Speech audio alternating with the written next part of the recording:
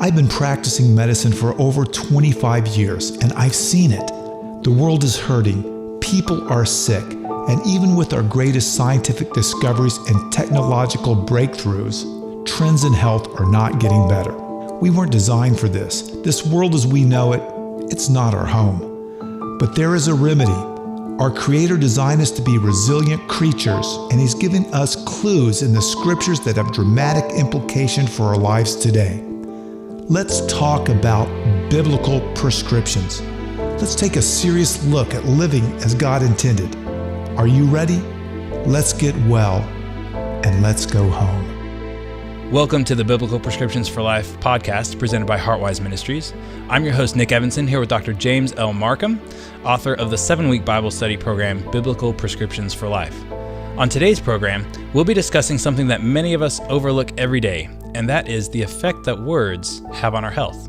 The notion that words will never hurt us is not exactly the case. The advice given in this podcast is not intended to replace the care of your primary physician, and Dr. Marcum insists that listeners talk with their doctor before making changes to their healthcare regimen. If you like what you hear on today's podcast, we ask that you leave us a 5-star review on iTunes or whatever program you're listening on. Dr. Marcum, welcome to the podcast. Thank you, Nick, and I want to welcome all of our viewers and those that listen. Glad you joined us. And what are we going to talk about today, Nick? There's so much going on in the world here.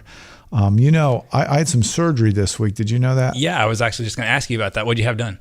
About a year ago, I noticed some nodules on my ears coming up. Okay. My wife said I look like I was growing horns. That's not a very nice compliment. I thought it was pretty good that I was having that, but she says, it could be something that we're worried about. So why don't you get it, checked into? So I went to my friend this week, a friend of mine, and they said, listen, I'll take care of that for you. So on Tuesday I went, got up early in the morning, saw my patients in the hospital first, went down. I became a patient. Okay. All right. I had to fill out all the paperwork. I had to sit down and wait for the doctor, who was late, of course. You're never behind schedule. I'm pretty much doing pretty good on schedule. Good. But anyway, so he came, and then he came and he looked at my ears, and then he asked me if I wanted to have any, medications to sedate myself. And I said, no, I don't. So he numbed it up with some lidocaine. And within the lidocaine, they put a substance called epinephrine. Okay. Epinephrine constricts blood vessels. The face is very vascular. It bleeds very quickly, but it also heals very quickly because it's so vascular. Well, if you'll look on one of my ears here, at the one spot here, he cut the lesion out with a scalpel. The epinephrine, the lidocaine numbed it up so I didn't feel it. He sewed it back together. And then he went to the other ear. So on this side, it looks the same as the other ear, but it was interesting that both of these lesions were on the exact same place. And the part of the ear is called the pinna, but the exact same part on each ear. So he just took those off 2 days ago. And you know what? It's been bothering me. You sleep on that part of the ear. Right, I sleep on my side, and I haven't been able to sleep on my side because it hits my ear and it causes me pain. So I lay on my back for a while, but I can't sleep good on my back. Another thing is with cell phones. I was on call and I started putting the phone here next to my ear, and the ear, believe it or not, is very sensitive. So he cut these lesions out and he sent them off to the pathologist. The pathologist will look at them and see exactly what they were. And at a future podcast, if anyone's interested, email me back. We can let people know what it was. All right. I'm hoping it's nothing serious, but pretty much every time any doctor takes a part of you off, takes part of you off, they send it to the pathologist so they can see what it is, make a diagnosis. And that's how you really make a diagnosis. We call that a tissue diagnosis. Okay. And what I'm hoping it is I'm hoping it's a cyst. And lots of people have cysts, both on the outside of them, on the inside of them. It could be genetics, different things, because cyst is just fluid filled within a cavity. There's different types of cysts. You heard one called a sebaceous cyst. Right. That's a cyst with oil in it. There's all sorts of a pilonidal cyst. So cyst is just a covering of something in it. So there's different types of cysts. I'm hoping that's not a cyst. Of course, something that would be more concerning is if it was a malignancy. Now, for malignancy, there's two two types of malignancy. There's a benign malignancy, which is, not, dangerous to you. And there's of course the more malignant cancers that are of greater concern. Right. So as you talk, Mr. Nick, I'm going to put this back on my head. Well, I was going to tell everybody, it looks like he did a pretty good job. I mean, there's a little swelling and redness right now, but it's pretty clean. Stitches look really great. I think you're gonna look great after that's all healed up. Everyone can write back in a few weeks and let me know what they think, and I'll update everybody. And I want to thank those. I'm hoping some people will pray for me, not for the pain or anything, or can I sleep better, but that these won't be anything serious. And you never know. You never know. But he didn't think they were serious. So, but there's a place for modern medicine. And that's to make a diagnosis. Modern medicine's great when we're having a disaster. When people have a heart attack, we put stents in. Heart's going too slow, a pacemaker. You have a bad infection, that's a place for an antibiotic. You can't breathe. Sometimes we put them on a ventilator. Kidneys start working. We put people on dialysis. Person has a growing skin cancer. We want to cut it out. If you can't see, you want to wear some glasses. If you can't hear, you want to have some ears. The body ages, Nick, at different speeds. Now, what part of you is aging the quickest?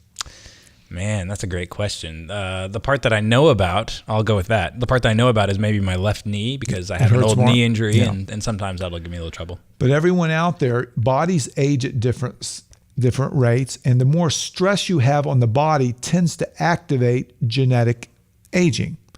For instance, even mental stress can age you. What happens? The telomeres get shorter. We have mutations. The DNA starts to have problems. It doesn't make what it should do normally. Then sooner or later it malfunctions. We get a symptom. Unfortunately, our modern medicine, we treat the symptoms with medications. But sometimes if we can get at the underlying stressor of what's causing the problem, we can not only prevent the disease, but reverse the disease. For instance, former President Obama, okay, he and I are about the same age. Okay. But look how much hopefully you'll say, he looks a lot older than you. But remember when he went into office, no gray. Right. Left office, he looked a lot older. That was from mental stress, aging all the body parts. Other things that age, smokers. Have you seen people that smoke? Sure. They tend to age quicker. People that work the night shift and have sleep apnea, they age quicker. Chronic pain ages people quicker. Professions where you have lots of mental stress, they age quicker. And based on your genetics, it determines which part is going to age the quickest and the stress you put on that part. So, I don't want people to think that there's not a place for modern medicine. There is. Right. There's also a place for lifestyle medicine. There's a place for, getting at the cause. But one of the things that I want to stress at Heartwise, it's not all about us getting better.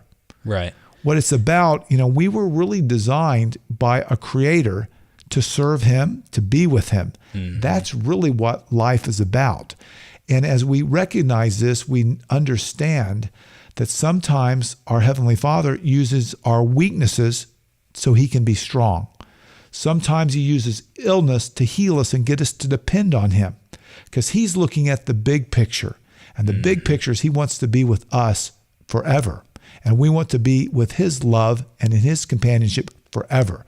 Now, we want to have good health, but we want to have this balanced aspect of health.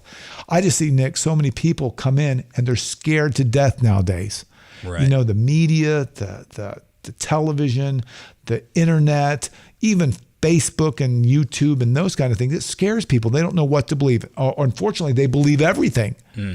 And they don't try to find a balance, and they're so scared. And that one of the texts that I like to help me out a lot is from Philippians 4 verse 6. It says, be anxious about how much? Just a few things? Nothing. That's right. It doesn't say just be anxious about a few things every day or be anxious about the news or the politics. No, nothing. It says, but in prayer, supplication, and thanksgiving. Notice that in that text, words are used. Words generate different responses in a brain.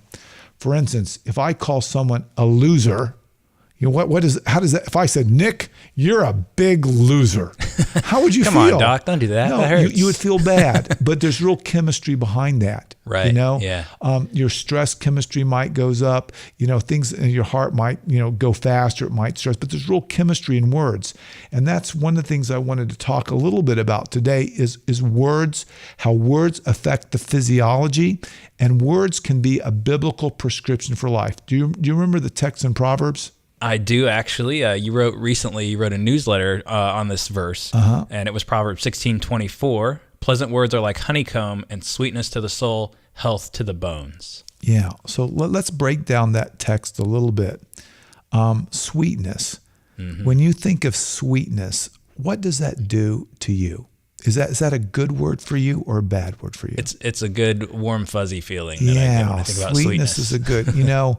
When we eat something sweet, we turn on dopamine, these feel-good receptors. It makes us feel good, lowers our blood pressure, our heart rate. Of course, when we eat those, we can upregulate those. But yes, when we think certain things, it turns on certain chemicals. So sweetness, and it brings health to us. God knows that the words that we say, not only to each other, but also the words we say to ourselves. For instance, if I were going around saying, I'm working today and I can't get that done. I'm a mean person. I'm an ugly person.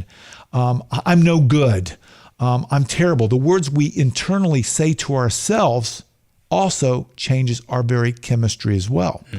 And God knows that He wants us to be positive. God didn't create trash, did He?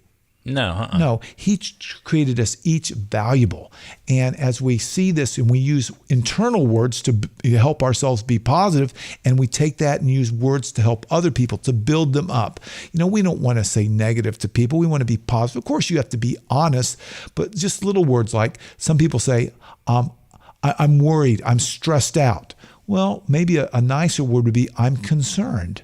Maybe we should say words like love, joy, peace. In fact, there's been studies done, Nick, that shows when people do this, we have favorable physiologic responses in the body. That's what I just wanted to ask you about. It makes a lot of sense that if I have this negative self-talk, or if it's coming from other people, if I have these negative words coming, it makes a lot of sense that it's going to hurt me mentally. But you're talking about something deeper than just our mental health, right? Yes, I am. And they've done some studies with babies, that they talk nice to, that they touch. Their brains develop more appropriately than negativity.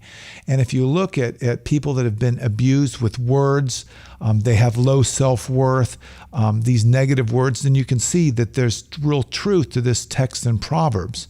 Now, there's some people that have even studied it beyond that. They've looked at the wavelength of words and how waves are energy. So words and sound are energy. And any energy can affect the different DNA. For instance, let's talk about cooking for a second. A lot of people say microwaves damage your food.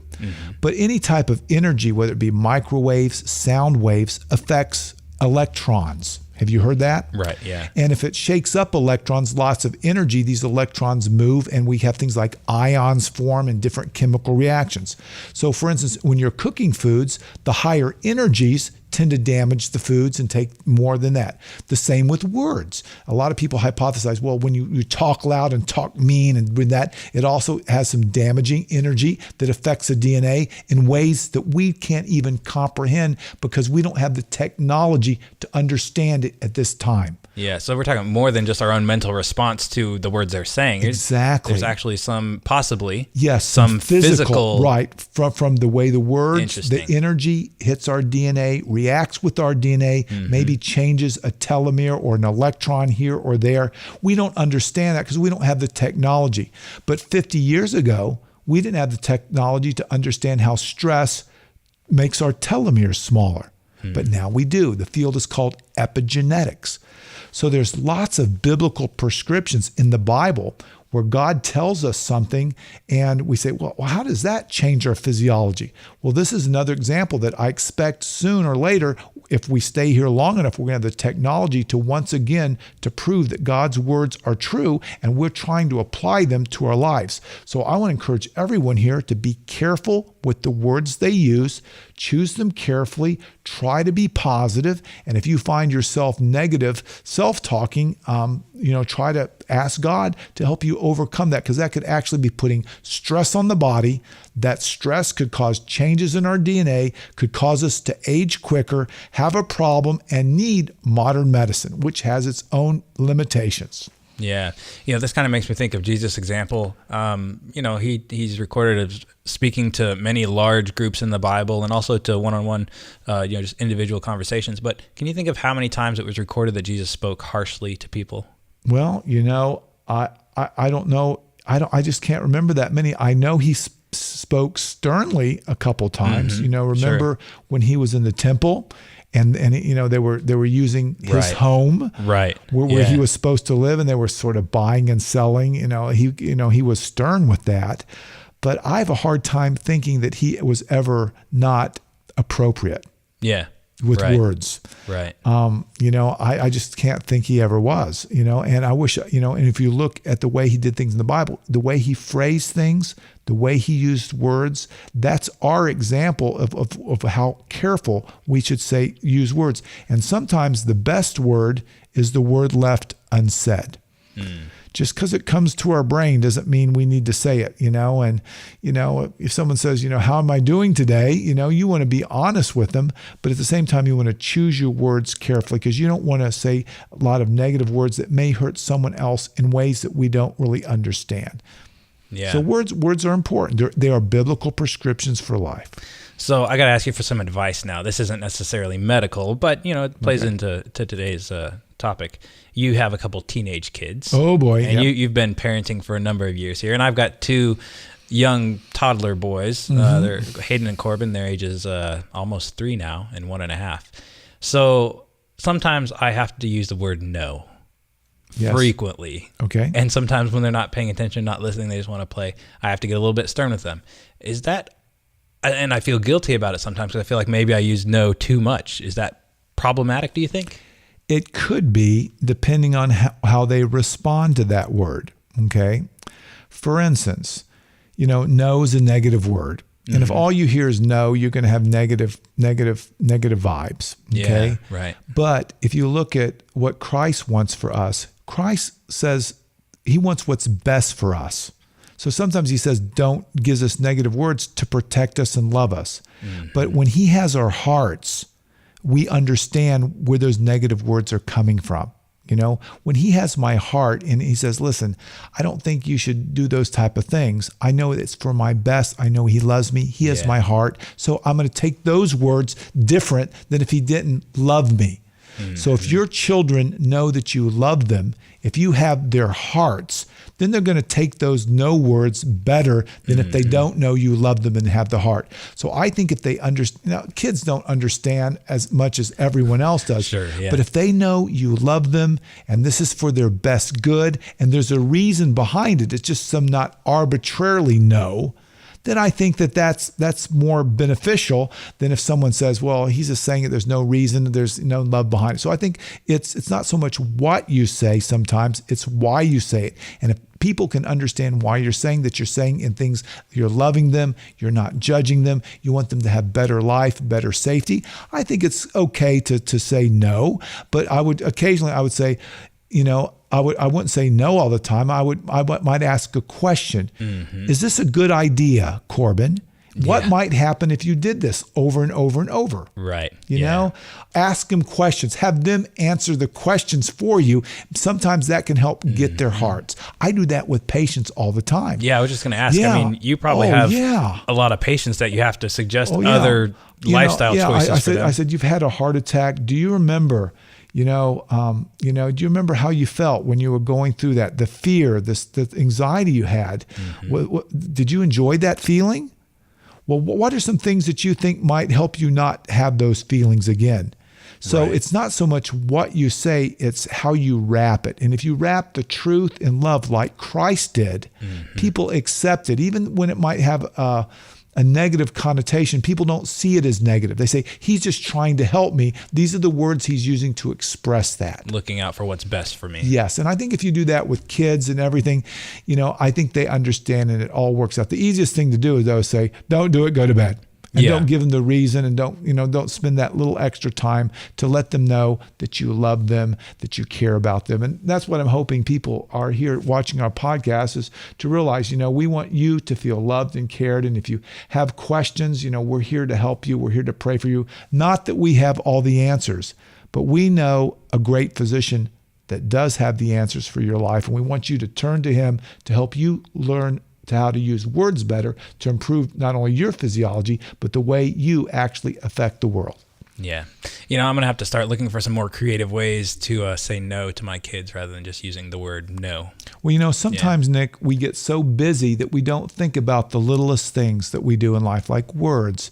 But, next time you're riding a bike or out, then, that gives you a good time to think, well, what would be a good way to phrase this? So next time when it does come up, you have your pre-planned, loaded download in your brain, and you just pull that download. So I've already thought about it, but sometimes we're too busy to think about the words we use and how we approach each other. But this is what I wanted to focus on today. Yeah. Well, Dr. Marcum, thank you for bringing the power of words into the spotlight and helping us understand the implications for our health. Thanks, Nick. All right. Hey, wait, we've had some people that want to get a hold of us. How do they do that? Definitely. Earlier in the podcast, you mentioned that you wanted people to come and pray for you. And we have a very unique place for people to do that at heartwiseministries.org. That's our nonprofit ministry. And we want you to go there. There's a page that we've set up specifically for prayer requests. You can go there and write your prayer request down and pray for others. And when you click the button to let others know that you've prayed, it sends them an email, and so people know that you're looking after them and that God is receiving your requests. So go to heartwiseministries.org, and we'd also like you to visit biblicalprescriptions.com, where you can find more about the podcast, submit your questions for the podcast. You can also find resources for small group Bible study, and also some short videos to share with your church, share on social media, or wherever you can. I just have the urge to pray for everyone out there today. So if we have time, I'd just like to pray that God be with each person that's watching in a special way. So let's just bow our heads. Father God, I want to pray for each individual that's watching this podcast. I want to pray for Nick and I as well, that we're careful with our words, that we use words that glorify you, because words are biblical prescriptions that change our physiology. You've told us this in the Proverbs, and we want to make everyone's health better by using good words. We want to use good words to our own self, and we just pray for the ability to do this, and we want you to be Lord of our lives and give us the ability to use words the way you would have us use them, Father. And there might be someone out there that's feeling poor today, Father, but help them to turn to you for the answers to all their health problems is our prayer. Amen. Amen. And thank you again, Dr. Marcum, for your time and your thoughts on the power of words.